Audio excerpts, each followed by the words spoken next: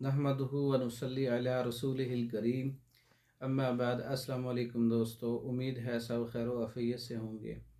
आज हम बात करेंगे औरतों में मोटापा और सांस का फूलना। जब जिस्म में चर्बी बढ़ जाती है तो वज़न ज़्यादा हो जाता है।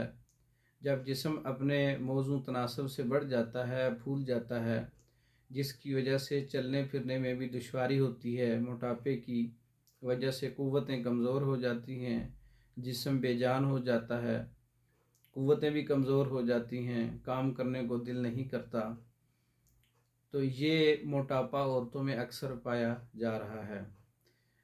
इसके लिए कुछ एहतियाती तदाबीर भी लाजमी हैं, जैसा कि अपने ख़ुराक को सादा किया जाए, तमाम मीठी चीज़ें और सफ़ेद चीज़ें बंद की जाएँ, वज़न को रोका जाए और रोज़ाना वर्जिश की जाए, पसीना खारिज किया जाए ताकि रुका हुआ मवाद जो है वो जिस्म से खारिज हो जाए पसीने के ज़रिए से।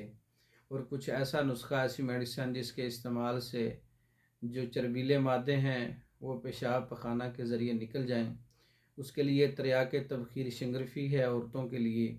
बहुत ज़्यादा मोटी औरतें, बहुत ज़्यादा वज़न और जिस्म बढ़ जाए तो उनके लिए तिर्याक तबखीर शिंगरफ़ी है, जिसके अंदर शिंगरफ 10 ग्राम है, जायफल 20 ग्राम है, करमफल 20 ग्राम है, दालचीनी 20 ग्राम है, अकर करहा 20 ग्राम है, फिलफिल दराज 20 ग्राम है, सूंड 20 ग्राम है, आब लहसुन 24 ग्राम है। तमाम चीज़ों का पाउडर बना के उसमें थोड़ा थोड़ा आब लहसुन जज़ब करते जाएं।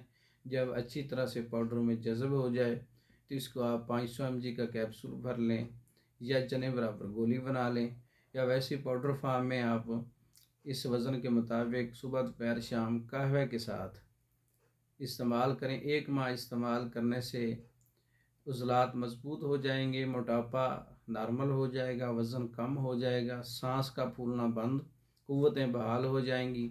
साथ वर्जिश का इस्तेमाल करें। तो ये औरतों के मसाइल हैं, औरतों में मोटापा है, सांस का फूलना है, जिस्म का बढ़ जाना है, चलने फिरने में भी दुश्वारी है, तो इनके लिए ये बेहतरीन नुस्खा है।